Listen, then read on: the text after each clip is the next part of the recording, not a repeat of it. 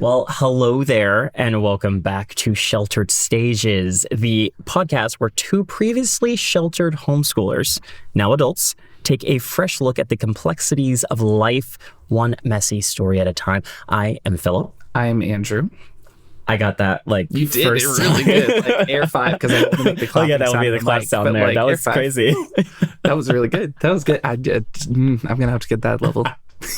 Well, I had it right in front of me. That's why I was able to do a lot better. See, I try and do mine from... No, I'm kidding. From your memory in front of me. I mean, it's easier if we had it from memory. But we'll yes, welcome to the show. If you've never seen the show before, welcome for the first time. If you've seen the show before, welcome back. We enjoy having you here. We like talking about the craziness of the world through many Reddit stories. Mm-hmm. Sometimes, well, I don't think we've had a non-Reddit story episode yet. Not yet, but okay, Maybe, potentially. We'll do Quora stories. I think maybe the last episode that we did, we talked about you guys sending in your stories. Let's hope that that's starting to get flooded in. I'd love to start reading listener write-ins. Send in your stories. Let us know what you're thinking about things, and we might read it here on this podcast. But for today, we had a specific topic, which we've had topics before. Mm-hmm. Hopefully you've noticed that those topics are there, and most of the time we actually say what it is. For the topic of this episode, we're talking about friends. Oh, friendship. Little heart. Friendship is super important. It is a big thing, especially in the homeschooling community, because you're mostly around your siblings, if you have any siblings, and if you don't have any siblings, you're by yourself. Oof. So sorry for those people. Or congratulations. It depends on what kind of family you're in. I think it's just one of those situations where it both have positives and negatives to them. Yep. But the interesting part, because it's like, I know when I talk to a lot of kids who are our age, a lot of times when you're, public schooler, you're going to school, your friends are a lot of times your classmates or things like that. And so sometimes you'll have them for a year, or if they go to another school, you don't have them anymore. For several of my friends growing up, my closer friends who are not direct family were either kids that I knew in church, kids that lived on my in my neighborhood, or kids that were part of my homeschool group. And so those are kind of like the areas that you got friends when you were homeschooled. And so sometimes you'd be with those people for years and years and years. There was when we moved to Central Florida, there was a family with two kids that lived very close to us, so we would hang out with them all the time. But we were pretty much friends with them until I graduated high school, kind of hang out with them a little bit and stuff like that. That's awesome. Then we all started going our own ways. Yeah, same thing here. Life. Most of my friends were from church, so... I mean, it depends on what kind of religious system you have for your family, but I think for a lot of homeschoolers, it probably is also church is your friend group that's there. So you see those people often, and probably don't see them as much as public school friends might see their friends. But I don't know. I never went to public school. Yeah, no, I mean, I did for 2.5 technically. Wow. I did. I know. You survived? I survived. I actually got pulled out because I got bullied a lot. Oh no, I'm so sorry. It's fine. Second grade, I went to a Christian private school for 6 months, I think. Yeah, about 6 months. And then when I was in fourth grade, my family got into a charter school that we were wanting. And my older brother, who I've talked about before, had Duchenne muscular dystrophy. Having my brother at home all the time was very much one of those things that it's really hard to be able to effectively teach all four students when one needs that more dedicated time. So sending him to a charter school that had the resources to be able to help him was really good for the rest of us to be able to kind of get that dedicated time that we need. But then at the same time, my mom got both of us in, and so she was like, well, why don't you give it a try, see if you like it. And I loved the friendship aspect of it because I did get to hang out with a lot of kids my own age. But on the other side of it, there's the bullying. I got bullied by this one girl in fourth grade, and she was so mean to me. And I don't know what I did. I think it was just I was trying so hard to be friends with everyone that gets annoying. And I've been a person who, as I've grown up, has seen people who try way too hard to be friends with you, and you're just like, just be yourself. Don't try and be the person that you think that person wants you to be. Just be yourself. The people that you need to meet will gravitate to you. I've just seen that. Wow, we're already starting out. We Oh, haven't yeah. even got the first story. And we're already giving It's been sage that kind of wisdom. weekend, so let's do it. Well, I'm sorry about that. No, it's fine. It's good. But let's hop into the stories so that we can talk about other situations where people potentially, hopefully, didn't get bullied by anyone, but had to work through complications with friends in various places. I don't think I have any stories today that are actually about homeschoolers, so we don't have those are that hard aspect. to find. They really are. Yeah, we're not allowed to go onto Reddit when we're homeschooled. So, But before we hop into these stories, just a little preface for everything. We're going to be reading from a certain subreddit called Am I the A-hole is what they say. But we like to change it over to Picklefoot because it's a nicer thing to say. It's more family friendly. And also it's a really good homeschool insult. yeah, I feel like it just sticks in your head a little bit more. Whether Yeah. you do or do not like pickles, being called a picklefoot, I would just be like, wait, what did you call me? Like, what was that? So if you're hearing us say that, you're like, what are they talking about? I like to say that up front so you don't just think we're crazy and you're like, what kind of subreddit are they on right now? We'll make our own subreddit one day where it's like AITPF. Well done. That was really quick. Am I That's the impressive. picklefoot? Okay. But so you got the first story for us today. We Yes. have the first story. let's The do it. episode should start now. Now.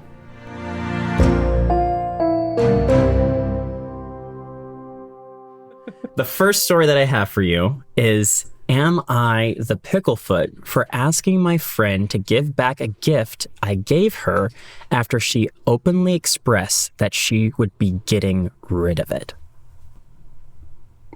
I don't like that. Well, let's dive in. Let's You want hear more it out. information? Let's go. I do, because I need to know the context of the gift. Okay. So I, 27 female, have been friends with this girl. We'll call her Mary. She's 28 and female since high school. Recently, I was back in our hometown and she invited me to her birthday brunch to celebrate her 28th birthday. One day on my way home, I happened to stumble across an estate sale where I found a set of really nice crystal champagne glasses that were in really good condition and cheaper than their worth. Mary lives a high quality fancy lifestyle, so I thought they would be perfect for her, especially because they were within my budget at the time. I had been recovering from student loans and just put down a deposit on my first apartment in the city. So she's a little hard up for cash, but you know, it happens. Everyone's gotten there. Fast forward to the brunch.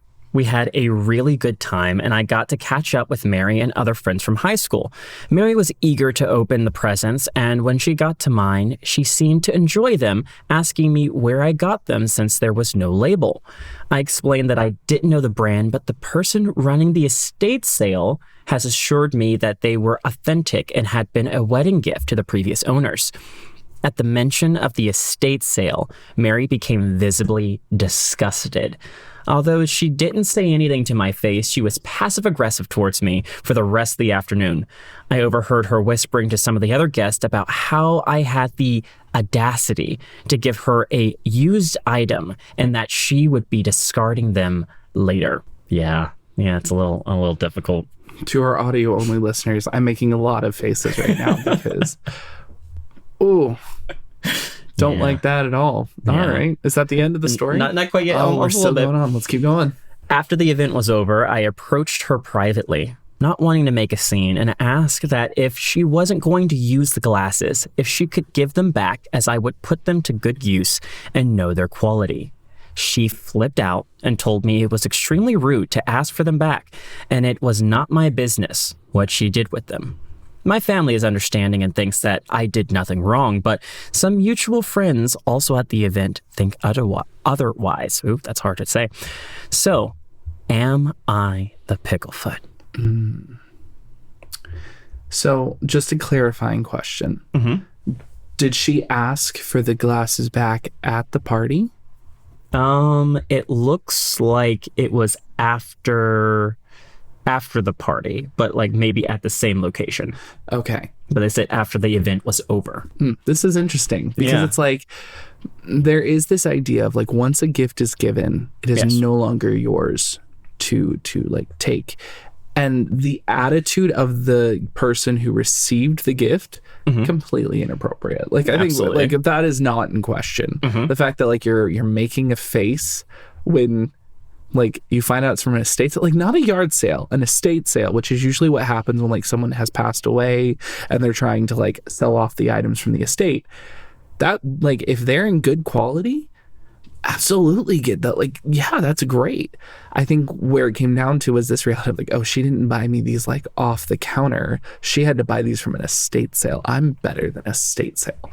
This just doesn't sound like a good friend. No, and that's it like, doesn't. That's where I'm standing by, is like, this is just a bad friend in general. Yeah. But once you give that gift, yes, it's hurtful that this person's like, I'm just going to get rid of those. Yeah. But she could have also been doing that to try and quote unquote save face. Like, maybe she like saw the way that like the gift was and was like, oh, this is estate sale. They're really pretty, but like, I can't let people know that I'm okay with this. I have to, like, no, absolutely not. And like secretly telling a friend behind their back, was like, I'm just gonna get rid of them later. Like, she might have actually been getting rid of them, or she might have been like, I'm gonna tell this person I'm getting rid of them, and then I'm gonna actually like use them because they're really pretty. But I just don't want people to know that I'm using them because they're from an estate sale. So I don't know. I'm just saying. I like to play devil's advocate. Yeah, I like to play, you know, like, here's what might be happening. That being said, don't treat your friends like garbage. Yes. Because that's where I'm like, and getting at. It's like, you're just really mean to that friend. Yeah. And so, to answer the person's question, I don't think they're the picklefoot, but I also don't think they should have asked for them back. I think she should have just like counted as a loss because she wasn't going to do it, and then recognize that the friendship's probably over, because that's fair. My friendship wouldn't recover from that. Yeah. I think I agree with you. I think as far as the whole situation, she is not the picklefoot for wanting those glasses back. That said, I do feel that it is a kind of picklefoot situation to ask for a gift back. Yes. And it's a weird world for gifts and gifts giving is weird. So growing up, parents really, really quickly taught us that whenever someone's giving you a gift, you accept it gracefully, regardless of what that gift is, because it's more about the mentality behind it versus the actual gift that they gave it to you. So like, whether they give you, I don't know, anything towards there. One year, my uncle, who is very, very funny, he gave us all rocks. It was in like ring boxes, and we opened it up and we were like so excited. I think we were like 10, 11 or whatever. A lot of us were around that age, and it was just rocks in there. I think he was being funny with it, but even with that funniness there, it's like, you can still accept it gracefully. It's okay. Just be respectful to people who are giving you anything, because I mean, this friend didn't have to give you anything. No, she already doesn't have much cash. She already doesn't have much there. She gave you something that was actually pretty nice, and it looks like it was a very thoughtful thing. Like the friend Mary enjoyed the gift until she learned where it came from. Yeah, and that speaks to the lack of character of the friend, that they're like, yeah, oh, it's so pretty and so beautiful. It's like the people who find out that like the stone that they're looking at is like moissanite versus a diamond, and they're like, oh. It's like, it's not always about the price. Yeah. At least that's how it is for me, in my opinion. And if you have a friend that is all that it's about, and that's not what your mentality or your heart is, then you have to recognize that like, either I can't buy them a gift, or I need to buy them a gift that they do like. Yeah. But again, this friend seems incredibly shallow. Yeah. I have a little extra to add to that. Of course. And this is just me personally.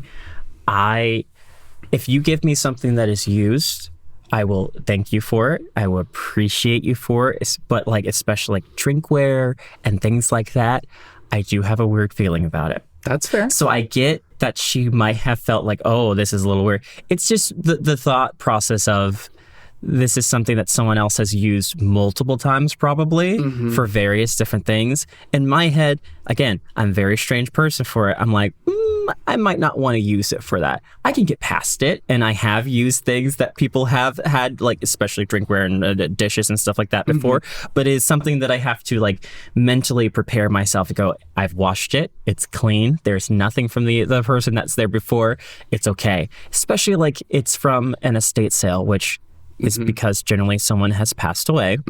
It's kind of like, these are a dead person's glasses.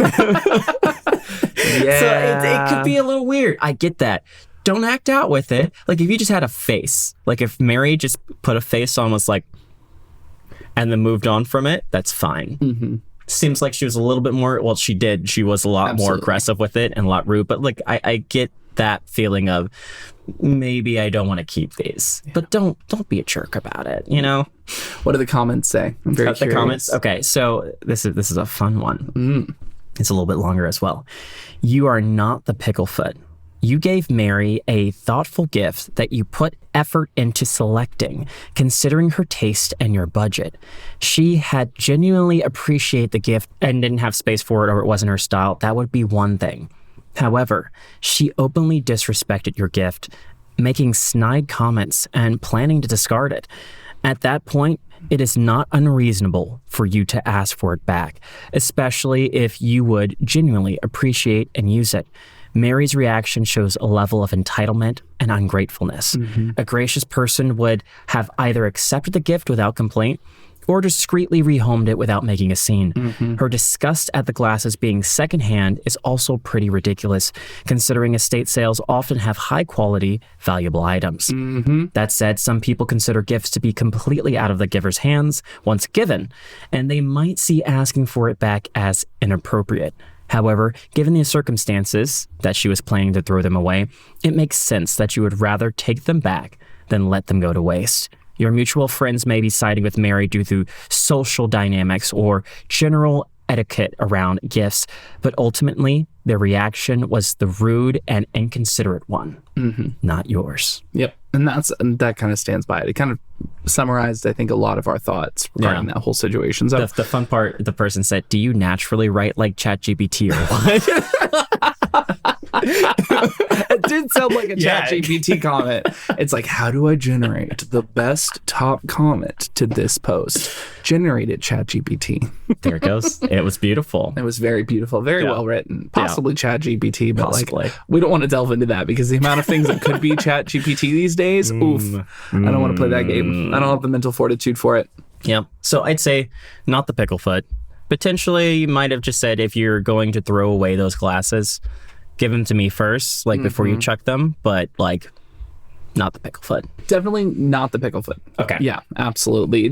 Cool. Again, it is that hard thing where it's like, I think asking for it back is a little inappropriate. I think I might have been just a good like text message or phone call after the party. Yeah. Just being like, hey, I know you said that you weren't wanting to keep those. If you are going to get rid of them, I'd be glad to take them back and give you something of like, you know, no, I wouldn't even offer to give her something of equal value because you already bought her a gift. But just being like, if that's not something you want, and I'll take that back for you. I think it's fair to do it. I think doing it at the venue is a little weird, but at the same time, she might not have seen her again for a while. Yeah, so that's fair. I think good opening story. Thank you. Thank you so much. All right, are you ready for mine? I am ready for your story. Let's go. I had to pause for a second because I needed to check up because I realized I didn't look at the comments. Oh. Because when I first picked this story, it had just been posted like 50 minutes prior. Okay. Yeah, it's since been removed, but I do have comments and I took screenshots. So that's why we take screenshots. That's exactly why we take screenshots. So, am I the picklefoot for kicking out my best friend out of my wedding after what she did? Yes, because how dare she? I don't know. What did she do? What a vague comment. After what she did. After what she did. The event. The thing that she did at the event. At the event. With that person. Exactly. But no, I don't know. I need more context. Let's go. So, I, 28 female, just got married last weekend, and what was supposed to be the best day of my life turned into a complete disaster because of my best friend. Let's call her Emily, 28 female. Emily and I have been inseparable since college. She was my maid of honor, and I trusted her completely. But looking back, there were so many red flags leading up to the wedding that I ignored. Number 1, she kept making weird comments about how weddings are just a big performance. Number 2, she was oddly obsessed with my fiance, Jake, 30 male, always joking about how he was the one that got away, in air quotes. Or I guess in quotes, I'm doing the air quotes. Wait, was she dating Jake? They went on, in parentheses, they went on one date years ago before we even met. Like just one date. And he's the one that got, okay, I'm Apparently. gonna let you finish. Yep. She kept number 3. She Yeah. kept making passive aggressive remarks about how much I was spending on the wedding, calling it excessive. She does not provide how much she was spending on the wedding, but that's a whole separate conversation for a different episode. I brushed all of this off because, well, we've been friends for a decade. But then the wedding happened. Everything was perfect until the reception. Right after dinner, the DJ opened up the floor for speeches. My dad spoke, Jake's brother spoke. Then Emily took the mic, completely unplanned. Which I will pause and say is weird that the maid of honor wasn't planned on having a speech, but that's a whole separate thing to look at. Yeah. At first, it seemed like a sweet speech. But then she started talking about, quote, all the versions of love, end quote, and how, quote, sometimes the best love stories don't end in marriage, close quote. Then she looked straight at Jake and said, quote, some people end up with the person they're meant to be with. Others settle, close quote. No. Yep. I'm going to let that hang in the air. That's messy. Looking directly at Jake. Yep. I swear the entire room went silent. Jake squeezed my hand under the table, but I could feel his whole body tense. I could hear whispers. People were staring at me. And then she laughed like it was some kind of joke. She actually had the audacity to toast to us after that. I saw red. As soon as she stepped down, I pulled her aside and asked her what the heck that was. She played dumb, saying, it was a joke, don't be so sensitive. But I wasn't having it. I told her she had completely disrespected me on the most important day of my life and that I wanted her gone. She scoffed, said I was overacting, but I stood my ground and had one of the groomsmen escort her out. Now our mutual friends are split. Some say I was justified because she was clearly being shady. Others think I was too harsh and should have let it go. So Reddit, am I the picklefoot for kicking my best friend out of my wedding? Nope. All right. Yeah. Easy decision on this one. But Very easy decision. So, yeah, it's complicated not in figuring out who's the picklefoot in the situation. Obviously, she's the picklefoot. Like, this is drama that I think people would love to see on a TV show. Absolutely. I'm almost thinking, was there a wedding videographer there that was like whipping the camera back and forth between the different faces? A TikTok that's going to surface somewhere where they're like illegal wedding footage. Oh. I mean, I would watch that. I mean, absolutely. That's ooh. But like the frustration. Okay, so the last thing she kind of talked about is the disrespect, right? I get the idea that if you found a wonderful person, right? I'm just going to say for myself, if I met my now wife and for some reason she got away, I would be very, very, very upset. Now, I'm not going to go over and react in the way that she's doing, but like, yes, that would make me feel some type of way. There's also the added bonus of that person going to be with your friend that you care about and you continuing to be the bridesmaid in their wedding. Maid of honor. Maid of honor. Yes, maid of honor, like the most important part. Oh my goodness. So you're the maid of honor. So this friend respects you. This friend wants you to be a part of her life still. This friend is okay with you being around her fiance. If you still have those feelings, basically at that point, let him go. Like, it's sad. He's a great guy. Jake seems like a great guy, working at State Farm. Wonderful. Wonderful. He's got a lot of future ahead of him. He's there at the wedding in a red shirt, khaki pants. Yes. That said, don't be messy about it. Yeah. Like, if you do have feelings for this guy, that's not the place nor the time. He's gone. Yeah. Okay? Get over it. For the person whose wedding it was, for her, I am surprised that she handled this so elegantly. Right. Like that's not recommending violence in any way. But if there was a time for you to want to be violent at your own wedding, is when your best friend makes a pass at because it's at the reception, your now husband saying that he settled on you. Ooh. Yeah. No. Not cool. Not cool at all. Very disrespectful in that regard. And I think like the thing that I was drawn to in this story is it's just like, you talked about that, like the one that got away, this idea. So when someone talks about like the one that got away, sometimes they talk about like someone they went on a date or two with, but usually it's someone that like they had a relationship with. Yeah. And then it fizzled out, whether that be because they weren't good to each other or they weren't compatible or something like that. There's a lot of reasons that relationship could have fizzled out. Yeah. You don't talk usually about the quote unquote one that got away about someone you went on one date with. That's like, it's really cringy. It's very cringe, but also it's Jake. You know, Jake, the most wonderful man ever. That's true. It is Jake. It is Jake. But clearly, he didn't choose you, honey. Ooh. So walk away. Because that's the thing is like you burned the friendship, you ruined the night for some people. And like, I really, really hope that, you know, the rest of the reception went well for her and that she was able to move forward past this. But no, you kind of really messed everything up. Yeah. And you made it all about you, which is not, that day is not supposed to be about you. It's supposed to be about the bride and groom. Yeah.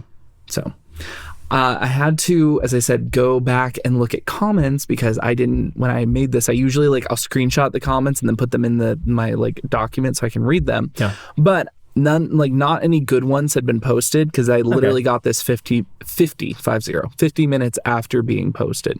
So someone said, oh, what's your official? Well, no, you said it at the very beginning. Yeah. Definitely not the Picklefoot. Not the Picklefoot. She's the Picklefoot. My official understanding of this is that this friend is not an actual friend. She is far messier than I think any friend should ever be. Yep.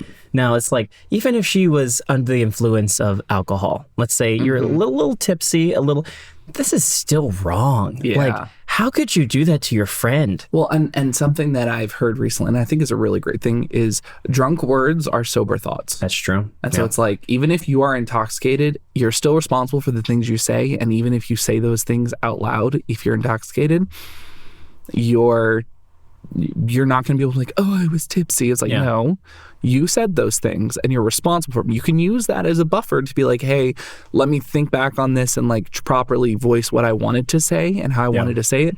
But once those words are out, they're out. You're done. That's it. Yep. Other people have heard them. Other people have experienced them. Whatever damage that you have done with those words is the damage you have done. You still need to apologize. Yep. I don't have an official thing, but pretty much everyone in the comments is like, not the Picklefoot, not the Picklefoot. She should be happy that all you did was have her escorted out, kind of back to your thing. Yeah. Cut off any of those, quote, mutual friends who think you're being too harsh. And the person actually replied to that. I was like, yeah, you're right about that. Someone else replied, she was totally off base. But trust me, your wedding won't be the best day of your life. It's an exciting milestone for sure, but you've got many more amazing days ahead of you. And I think that's a great way to look at it too. That is a great way. They replied, that puts things into perspective. I appreciate you posting this. Thank you. Yeah. So just some very like supportive comments to her in that regard. Yeah. I respect Jake as well for kind of understanding that it wasn't a cool thing. I see so many stories on this subreddit where you have specifically the males who their wives, girlfriends, partners, whoever they're the female counterparts to the relationships generally are like, something went wrong and I am very upset about this. But my male counterpart has no idea this is even happening. So it is refreshing. The bar is low. It's refreshing to see that Jake at least recognized that this was not cool enough to give her a signal towards it. But like, this is really not cool. Well, honestly, it's going to be something that bonds them together, though, because like that is something that like you stand together with your partner on. Yeah. So absolutely. Yeah. So that's like, and it's funny because it's like I found this story and like just a personal thing. I literally found this story on my way back from a wedding with friends. Yeah. So the wedding we were talking about. So that friend is someone I was friends with in our homeschool group. They were homeschooled and kind of like just going through life together. Met them at church. Hilariously, it was him. I met him and we bonded because we were like into like video games and nerd stuff and geek stuff and things like that. Yeah. And then I later met his sister, who was into like theater and performance and music and things like that, which is another side of my personality that I love. Yeah. And I did not at the time know that the two of them were siblings. And so I became really good friends with one of them, really good friends with the other one, would hang out with each independently of each other, not realize they were siblings. This went on for like 3 or 4 months where I became good friends with them. That's a long time. It is a long time. I was very clueless as like a 13-year-old. How could you not? I'm not smart, guys. I don't know. Smart. I'm smart. You're I don't smart, pick up on context clues. I did not pick up on context clues when I was younger. Now I see context clues where there are none. But they knew each other as well. I mean, they knew that you knew them. Like they were talking about you. I don't know if they knew I was their friend Andrew that they were hanging out with. They were just like, oh yeah, hanging out with this guy, hanging out with this guy. So we went to like a church conference or something like that, and I was gonna ride, and I knew I was riding with his dad and him. So I get in the car and I literally get in and I'm like, oh, there's my friend, there's his dad. But there's my other friend. It's like, hey, how do you guys know each other? And they look at me like I'm the most clueless person in the world. And they're like, that's my brother/sister. What? Did you not know that? And I'm like, I'm sitting here just like I just slid into my chair and like let the void cover me as we rode to this event because I felt like an absolute idiot. Yeah. Oh my gosh. I know. It was so bad, but it was so funny. Like I talk about that all the time when I talk about them as friends because it's just like, so loud. Yeah, I would just be like, yeah, thanks so much. I'll bail out here. It's just on drop me I-4. off. I'll just It's like fine. I know we're going 75 down the highway, but I'm gonna get off here. Yeah, thanks, guys. Thanks. Oh my gosh, that's hilarious. Yeah, it was great. Wow. But regardless, great wedding. Uh-huh. No bridesmaids or maid of honors coming in and being like, oh, the one that got away. Like, no. So sad. So sad. That must have been a very boring wedding then, huh? Yeah, so boring. Nothing happened. Aggressively shaking my head. Except people getting married and being in love and being happy. Wholesome moments. Yes, absolutely. Nothing that is exciting for the internet. But. Absolutely. That's fun. Yeah, I like that. It was fun. But anyways, so you got another story for me? I have another story for you. All right. This one is a little more nuanced. Okay. So I'm going to read it to you. And then at the end of it, you can tell me who you think is the Picklefoot, but I might have more context for you. Just let you know. I love some more context. So let's do it. Are you ready? You're ready. Am I the Picklefoot for not getting my dad's charger out of his truck for my friend? Go on. All right, here we go. My friend is spending the night, even though I didn't really want her to spend the night. She and I were just going to see a movie with my dad, and she was supposed to be dropped off. I usually hate sleepovers. They stress me out and make me overstimulated. I can tend to be a picklefoot when I am. She had made a joke about asking if she could sleep over, and I said no. Then she asked my dad, and he said sure. Then asked her grandma if she could, who also said yes, as long as she got to work on time. So it looks like they have both jobs. Like the ages are a little different, but I'll let you know what their ages are later on. Thank you. That's very important to the story for me, but continue. But you know, the whole parent situation, like, can I, and it went down the line. So then I had to deal with a sleepover I didn't even want. I texted my dad after the movie saying I didn't want her to spend the night, but he said it was between us, her and the other person. I knew that if I said I didn't want her spending the night, she'd get upset and stuff, so I just didn't want to deal with it. So whatever, I can deal with her spending the night. It's already not set up to be a good thing. Yeah. I think this is a lot more about this than the charger. Yeah. Yep. She said that she had her phone charger, then proceeds to realize after my dad was asleep that she didn't have it.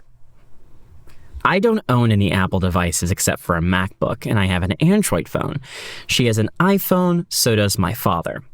Usually, my dad gets up at some point in the middle of the night to smoke, but didn't tonight, so I couldn't ask him if he had a spare charger or if she could use his. I will admit I did make a joke about getting his charger out of his truck.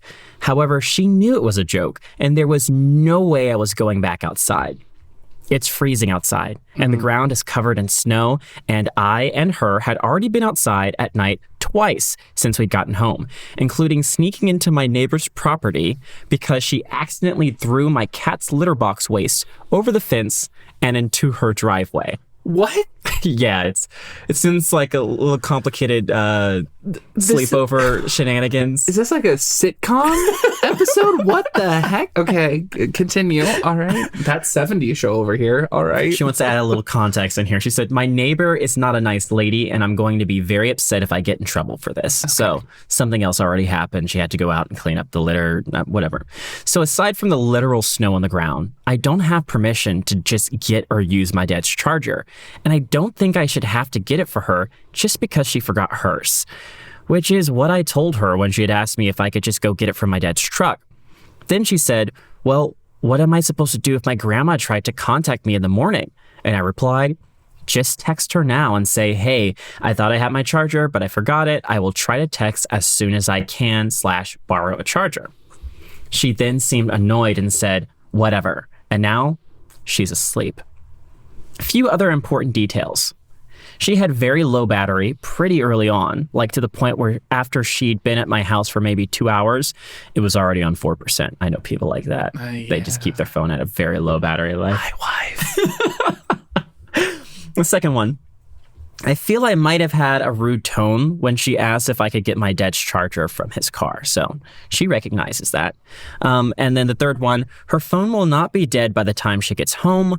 My dad will definitely wake up around 9 at the latest tomorrow, later this morning, and I will definitely let her borrow a charger. Am I the picklefoot? So first things first. Yep. I'm the realist. Well, and you're welcome to cut this. But can you say my dad again, please? My dad? Okay. The way you were reading it, it was dad? Like, my dad. I wasn't going to stop you, but you were just my dad. My dad. My dad. Your southern was coming out. My dad. Oh, no. My accent, my wife hates when I say certain words and it comes out as southern. I'm like, I don't have an accent, which I think for the most of the time, I do not have a very distinct accent, but there are certain words that I do say that come out as southern. So dad versus dad. It's yeah. So you're not going to be able to edit that out of the video, at least the story, but it was, there it goes. I was like, okay. say my dad I'm again. from the South. I mean, are we. So am I. It's fine. I do the same thing, but I'm a big y'all person. So like, I'll sound very fine, and then all of a sudden I'll be like, do y'all want to y'all want some sweet tea or something? Y'all want some sweet tea? With a drawl to Wait, hey. It'll slip out. Whenever I'm around like my mom's side of the family, it's really bad. That's like fair. we'll get rid of it. But anyways, that whole side tangent aside, because this whole story is a side tangent. Why are you friends with this person? I don't think you like this person. Yep. Like, there's context to it later on, but go ahead. Yeah, no. I mean, like initially from like the get-go, it is very much this idea of like, you don't like this person. You didn't want to have a sleepover. These people are clearly young. Like, and I might be wrong, but like I'm hearing middle, like probably juniors or seniors in high school, so like 16 to 18, maybe 15. You got it exactly. Oh, yeah. I'm so good at this. She's 18. The original poster is 18. Okay. The person that's sleeping over is 16. Wow, I'm so good at this. Well done. But wow, that's so weird. But all that to be said, just tell, like, this is a communication problem. You didn't want her spending the night. She invited herself over. She invited, like, and I hate it when people, like, go to the dad when you already say something and then like, can we do this? And then like, yeah, we can do it. And it's like, usually it's the opposite. Usually it's like you want to do something, but you don't want to ask the person. So you go to the parental figure or something like that. But like when the person directly tells you, like, yeah, I really don't feel like doing that. And then you go above and beyond them to their parent and then your grandparents to get the permission to then go over. It's like you've already like disrespected that person enough. Yeah. So all that to be said, not the picklefoot, No, the with the context that we're given, I feel like, as you said, there's more context to be added. But with the initial context given, like not the picklefoot, because you already are frustrated with this person. It's freezing. Like we live in Florida, so we did get snow this year, but like only in the Panhandle. I didn't see any of the snow. Okay. It was very cold one night, but they get pretty cool. But no snow. That being said, it's like if it's snow covering the ground and it's late at night, like it's also just a safety thing. It's like I don't want to go outside, and I'm not going to do that. But it is a little bit on the childish side too. Like, well, then just give the girl the keys and tell her to go get it. That was the other thing too. I was like, why do you have to do it? Yeah. I don't know. This is like very much high school level energy that this story gave. Yeah. But anyways, I'm not going to go get the charger. How dare you? I'm not there. I had fights like that with my friends when I was that age, so I get it. Yes. So I feel like there's more context you have that I need to hear. I will say first, it's a little more context for myself there. It feels like this weird world of friends that you don't want to be your friend, but they are your friend. So first, I want to say I did have and still do have very close friends as a homeschooler. Mm-hmm. It was a very similar situation, only I knew they were siblings. So I met them at a testing system. It was like the CAT testing, basically. Yeah, we had something similar. Yeah, this is basically where if you're not a homeschooler, there is a standardized test that a lot of homeschoolers go through to just make sure that you're learning what you're supposed to be learning, especially since there's no other kind of governmental looking at what you're doing. Yeah, standardization. Yeah, Florida's interesting. You can actually either do the standardized testing, or if you go to an accredited teacher, they can certify you as well. They can just make sure the milestones that you're supposed to be reaching for certain grades actually happen. That's what my mom does. That's cool. Yeah, that's one really of the nice. That she does on the set. Yeah, it's a really great thing, because then also your parents can see, am I training my kids in the same way that like the rest of the country is training them? Are they above average, below average? And it has like a general kind of process for it. Yeah. Anyways, it is one of the few times where a bunch of homeschoolers can climb out of under the rocks that they live in. Respectful to all homeschoolers out there. I love you all. I bet say we're the same people. Yeah. And then you get to be around other homeschoolers. Mm-hmm. So for a lot of us, I will say I wore my best clothes that week. I made sure that I had like the coolest backpack that I could possibly have. My shoes were really nice then. You have really cool pencils, so you can go over there. And this is where I met my friend, one of my closest friends over at that area. So I was talking to him. We kind of became fast friends, sharing our lunch and stuff like that. And then the end of that time that we had testing, it was like over 3 days or so. We were like, can we go over and hang out at, his house? And my mom was like, sure, but you're going to have to bring your sister with you. I'm like, why do I have to bring my sister with me? Turns out she had made a friend as well. And the friend that she had made was my friend's little sister, unbeknownst to both of us. So she's best friends with the little sister as my little sister, and I'm best friends with the older brother as the older brother. And it just kind of worked out to where whenever we were going to hang out, like she would just come with me. She'd go her separate way with the little sister. I'd go my separate way with the older brother. And it was fun. And it was like that for years. Great times. I enjoyed it. There's the other context, though, of friends that you don't necessarily want. It's like, as a homeschooler too, your parents may have friends, and those friends have kids. And sometimes it works out where you're like, these people are cool. This kid is nice and I want to hang out with them. There have been times where my parents were friends with certain individuals and their kids were kind of just like, bumps on a log. Yeah, or complicated individuals, or very dramatic, or just annoying. And like, you want to be respectful because the parents are like, yeah, go have fun. You're both around the same age. You could. And that's all you need to be friends, right? You just need to be close in age to each other, and that breeds friendship. Yeah, and then you're like, well, I'd like to be nice to this person, but also, I don't really know you. They're into sports. I don't know sports. What is this? So there have been times where it's just like, we just really didn't vibe very well. You try to find whatever you can kind of connect with, and it just doesn't exactly work out. Yeah. So I get that. I get that she could feel like this is the one of those friends, but it's also like, you still got to be nice. Yeah, you got to be nice. But also at this age, and you're choosing to hang out with these people, you need to put your foot down and be like, I'm not a big fan of this friend. Yeah. And I mean, even if it is, sometimes there's like the level of closeness to friends, right? So like there's some friends who like you'd have a sleepover with every night and you'd hang out with when you were kids, and like it could go on for weeks and you'd be perfectly fine. There are other friends where it's like, I just want to have social, like it's like a social friendship. Like we'll go out, like we can grab a bite to eat together, we can go to a movie, something like that.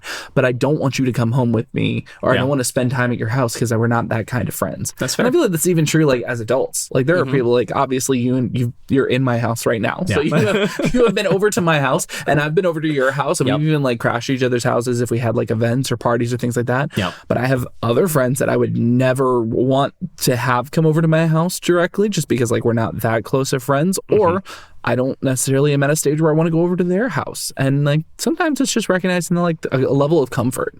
But anyways, we've gone off on a lot of tangents. So let's hear their tangents or their context of course. To make sense of this.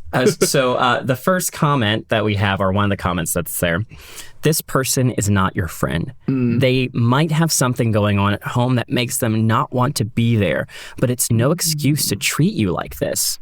Not the pickle foot for sure. I text them and say, you didn't like that they ignored your no. They're talking about coming over regardless, and don't want to hang out until they can listen to your needs. Now, the original poster responded to this and said, I mean, she is a good friend. It's just that she's pretty immature for her age, 16, and the original poster is 18, and my dad agrees. I know that she's kind of having a rough time at home at the moment, but like still, I am a big people pleaser, so part of her staying the night despite what I wanted is on me.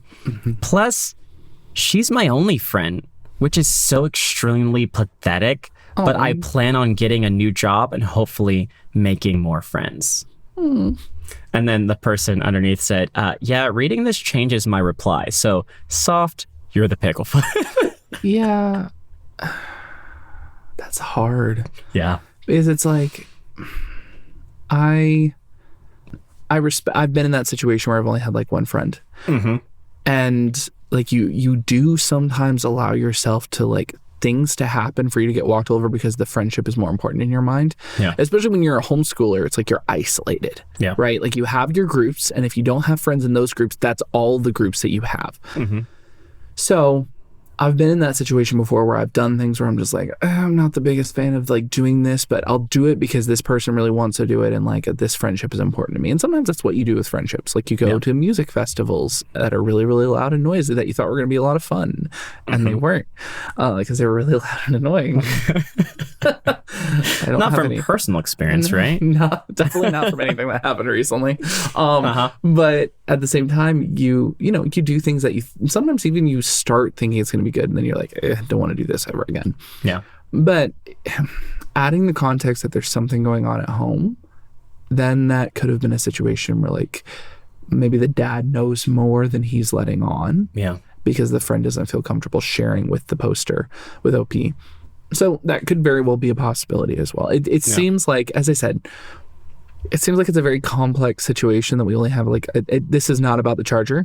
This person needs to work on their own self-image. OP needs to work on that, because that's even just the way that they responded to that was kind of this woe is me, or like I'm pathetic. It's like, no, you're not pathetic. It's okay to like not be the most comfortable in social situations, and you will kind of like we talked about, be your authentic self, and people will gravitate to that. But it's also a reality that sometimes people grow apart. Especially as you get like, especially during like high school years when you're starting to figure out who you are as a person. Like that was honestly like the friend that we just went up for the wedding for that I talked about earlier. He and I didn't hang out as much when he started going to high school, because he broke the homeschooler rule and started going to an actual school. I know. So betrayed. Betrayed. If you're listening to this, I was so betrayed. Just kidding. But no, like, then he made high school friends, and like he played soccer, and he was a great soccer player, and he played soccer, and like I was never going to be a soccer person. I don't. Could be. I mean, I'm a goalie. I'm actually really good at doing goalie. That was what I did. I didn't know that. When I played, I say I did it for like a year, and that was my favorite position, was goalie. Okay. But regardless, is like that was friends that he made, or like just different interests that like I wasn't. I sticked with my nerd interests and like my nerd things and stuff like that, and that continued to grow. And then like me and his sister stayed really good friends because we were doing like the theater thing, and we took classes together when we started doing college and stuff like that.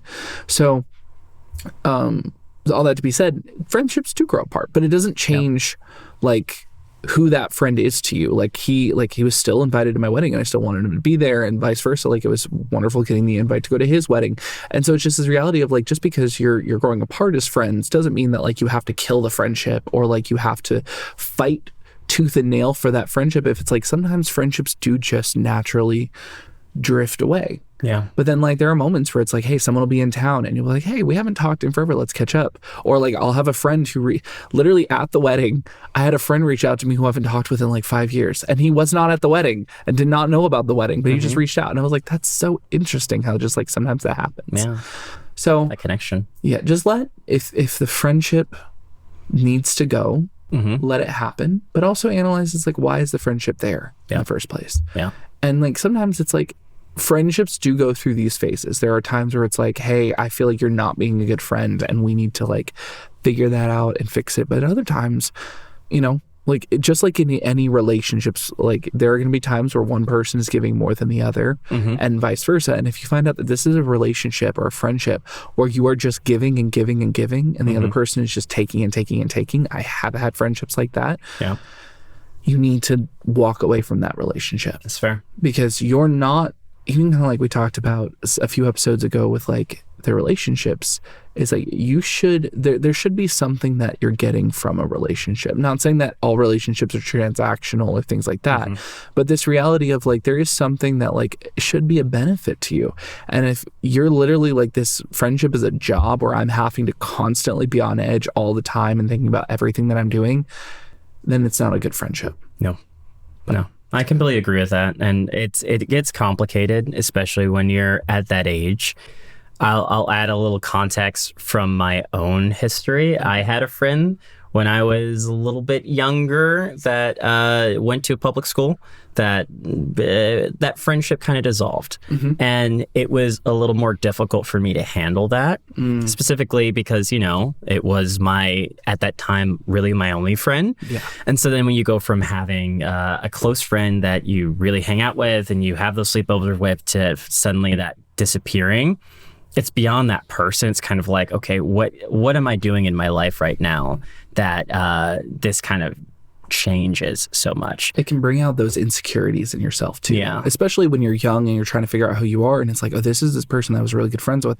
Why aren't we good friends now? What am I doing wrong? Blah, blah, blah. But it could just be, it's like, this person is developing and they're becoming someone else. And that, especially in that environment where it's like, I'm not around this person all the time, that happens. Yeah. And so I think it really kind of slowing down, I think, for the person who posted this story, thinking about what your friendship with this person is.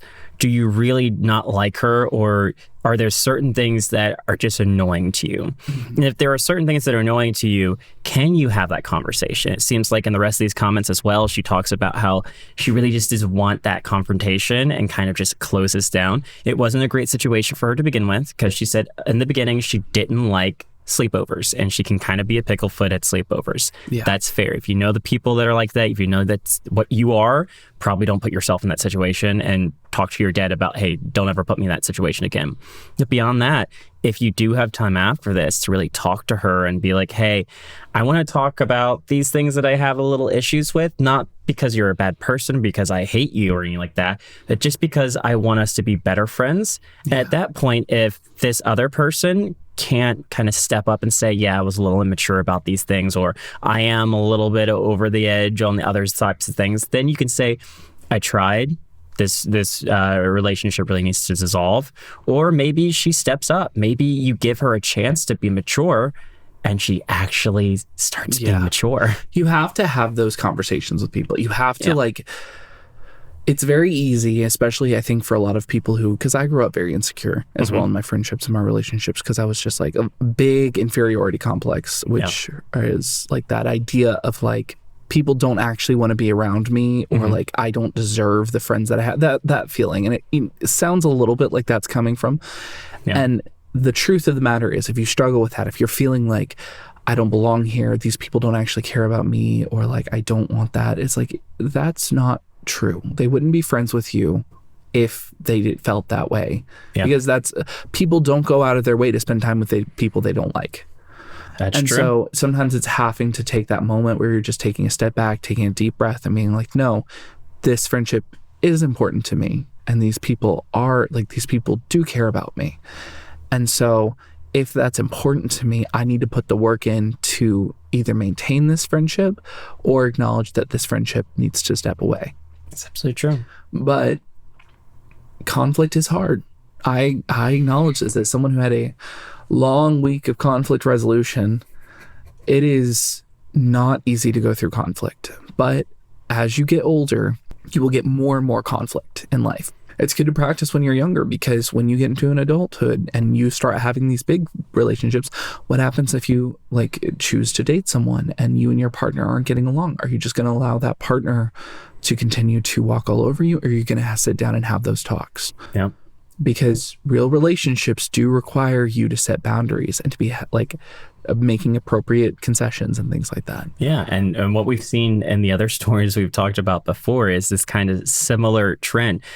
This is with younger people than a lot of the stories we've had in the past, but it's the same kind of avoidance of that conflict. Yeah. And people feeling a certain way, not wanting to talk to the person that they feel that certain way to, and then going over to the internet and asking them, hey, am I kind of a bad person in this situation?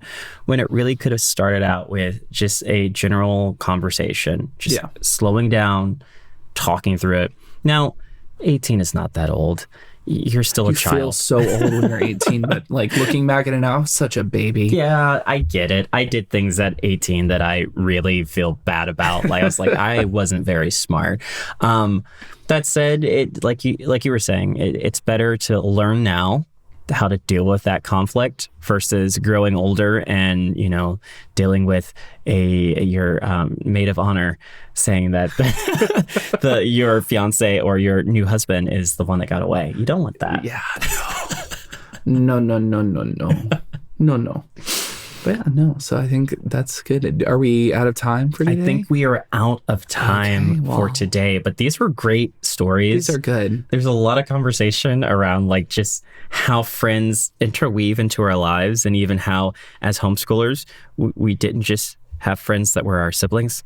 No, we do have actual friends. Yes. They're not imaginary, except for Mr. Nothing, but we don't talk about him. We don't give him any energy. What? We'll talk about that later. That's for a behind the scenes episode. Behind the scenes episode. It's fine. He's in the room, but don't worry about it. I am terrified. I'm sorry. We'll talk about this later. Halloween episode. We do have socials. Yes. If you want to learn about Mr. Nothing, so ask us on our socials. Yeah, we have. We're on Facebook, Instagram, all those places. If you are watching us on YouTube, please don't hesitate to hit that subscribe button. It means a lot to us. You can hit the little bell. Yes. I post a lot of shorts, so you'll get a few updates of those. I'm going to work on restraining myself a little bit, but I love doing the little shorts, and little people get to see all the little fun snippets and stuff. And I have little pictures sometimes to it, and it's a fun time. But if you follow us on Spotify, Apple Music, or anything like that, please give us a rating if you like, whether that be a 5-star or even if it's a 1-star and it has constructive criticism, we'll take it. Yeah. We'll take it. I will only cry for 5 minutes in the bathroom and then I'll be fine. We'll move forward, but we can take it. But yeah, just give us a follow on there so you can be up to date on any new episodes that release. And as we said last episode, we're really looking forward to seeing some listener write-ins. Mm-hmm. So if you have anything that you would like to send us, whether that's just a friendly note, or if there's a story of your own that you'd like to share, you can send us an email at shelteredsages@gmail.com. Yep. And we will just put the header in listener write-in, and we will look at those and maybe talk about them on another episode. Yeah. Maybe we'll do, if we get a big number, we could just do a whole listener write-in episode. That'd be really exciting. So fun. I mean, if you're listening in the future and we have popped off and it's become a super huge thing, congratulations, you're in the future. I hope it's great in there. I hope but right everything now, hasn't collapsed. right now we are still a pretty small podcast. Yeah. So all of your comments, all of your likes, all of your messages, anything that you want to send us is super exciting. Yeah. We talk about it often. We're just like, oh my gosh, there's another comment and they're saying this things. So please reach out to us, talk. We are very, very active on the social media platforms and very, very active on YouTube. So please reach out to us. Yep. We'll see if we can respond. And we'll keep responding to as many people as we possibly can with our current schedules and busy things that we're doing. Absolutely. But yeah, please do. Yeah. Thank you so much for watching, guys. Thank you so much. And hopefully we will hear from you or you'll hear from us again on the next episode. But yeah, until next time. Until next time. Bye. Bye.